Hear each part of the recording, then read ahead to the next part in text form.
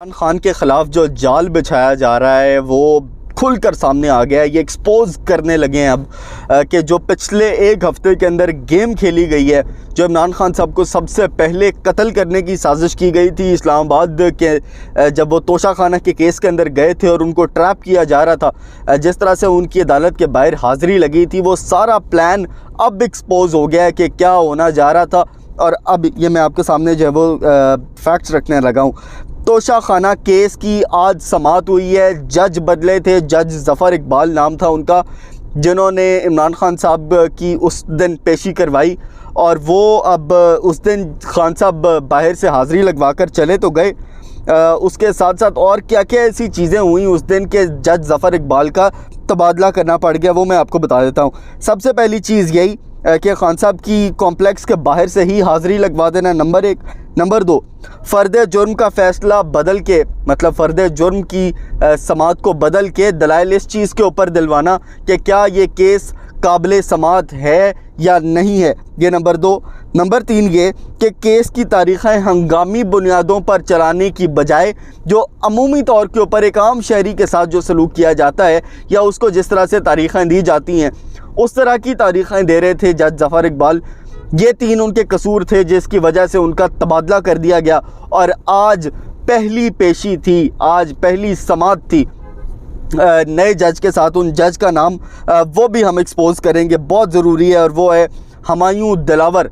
ये नए जज हैं, एडिशनल जज हैं। इन्होंने पहले ही अपनी समाअत के अंदर पहली दफ़ा बैठे हैं उस कुर्सी के ऊपर और आज उन्होंने ये फ़ैसला दे दिया है कि 10 मई को इमरान खान पर फ़र्द जुर्म आयद कर दी जाएगी। तो ये होता है जब आपके ख़िलाफ़ अगर कोई बंदा कोई हक़ के ऊपर डट जाए या आपकी बात ना मान रहा हो तो ऐसे या आप जज बदल देते हैं या वो बेचारे हार्ट अटैक से मर जाते हैं। अगर कुछ नहीं ऐसा होता तो उसी जज को जो बात नहीं मान रहा होता, बिके हुए जजों से आप उनके ख़िलाफ़ जो चीज़ें करवाते हैं, ये चीज़ें वैसे हमने काजी फ़ाइज़ ईसा के साथ भी होती हुई देखी कि उनके साथ और उनकी अहलिया को जिस तरह से निशाना बनाया गया। रेफरेंस के अंदर इमरान खान साहब ने 2 दिन पहले इस बात का इकरार किया कि वो तमाम रेफरेंसेस झूठे थे और वो हमारी तरफ से नहीं आए थे। लेकिन बड़ी बात यह थी कि जस्टिस उमर अता बंदयाल के साथ साथ 3 से 4 और जजेस थे जिन्होंने ये रेफरेंस जो है उसको जस्टिफाई करते रहे और उसके बावजूद वो तमाम रेफरेंस जो है वो 3 साल तक अदालतों के अंदर चलता रहा और इंसाफ नहीं दिया गया। तो ये करते हैं जब कोई जज मान ना रहा हो तो उसके ख़िलाफ़ जजों को ही इस्तेमाल किया जाता है। अब आ जाएँ जी दूसरी चीज़ के ऊपर। आज की समाअत हुई, जस्टिस उमर अता बंदयाल साहब ने आज कहा है जी कि मुज़ाकरात वाला चैप्टर अब क्लोज़ है।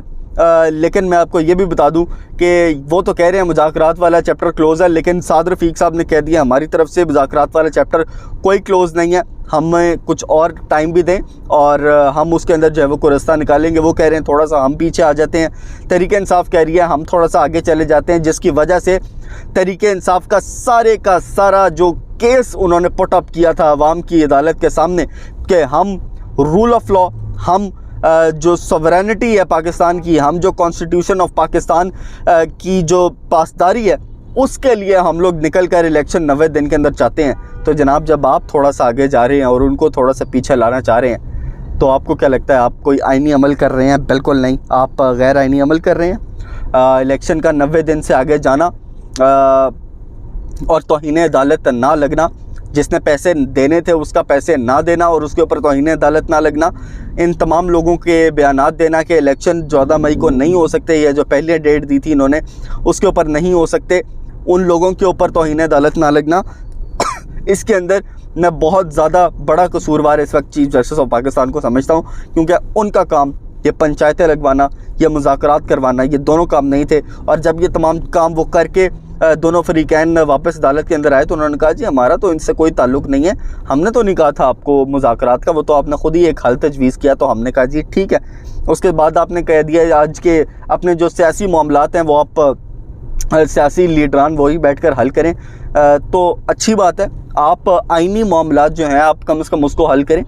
और जिन लोगों ने अभी तक 90 दिन के अंदर इलेक्शन नहीं होने दिए उनके ऊपर तौहीन अदालत लगाएं, आप उनके ऊपर आर्टिकल 6 लगाएं, कानून तोड़ने के का उसके ऊपर ज़ाब्ता लगाएं, आप वो कवानीन उनके ऊपर इम्प्लीमेंट करें और फिर मैं देखता हूँ कि आप को के ऊपर कौन हाथ डाल सकता है। पूरी कौम आपके साथ खड़ी होगी अगर आप आइन के साथ खड़े होंगे। बहुत सारे लोग मुझे कहते हैं कि जब मैं तहरीक इंसाफ के ख़िलाफ़ बात करता हूँ या मैं नवाज शरीफ के ख़िलाफ़ या फिर पीपल्स पार्टी के ख़िलाफ़ अगर मैं बात करता हूँ तो मैं ये कहता हूँ कि मैं किसी के साथ नहीं हूँ। मैं अगर किसी के साथ हूँ तो वो आईने पाकिस्तान के साथ हूँ, और आईने पाकिस्तान कहता है कि 90 दिन के अंदर इलेक्शन होने चाहिए। जो बंदा 90 से 91 दिन के ऊपर इलेक्शन को लेकर जा रहा है वो पाकिस्तान का गद्दार है, वो पाकिस्तान के आइन का गद्दार है, और उसको पाकिस्तान का कानून तोड़ने के ऊपर सज़ा होनी चाहिए जो भी बनती है, वट एवर इट इज़।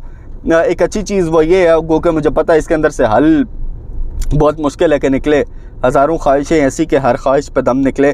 तो अरशद शरीफ का अज़ ख़ुद केस उसका भी नोटिस जो वो ले लिया गया है 9 मई को। ये वाली समाअत भी अब हो जाएगी।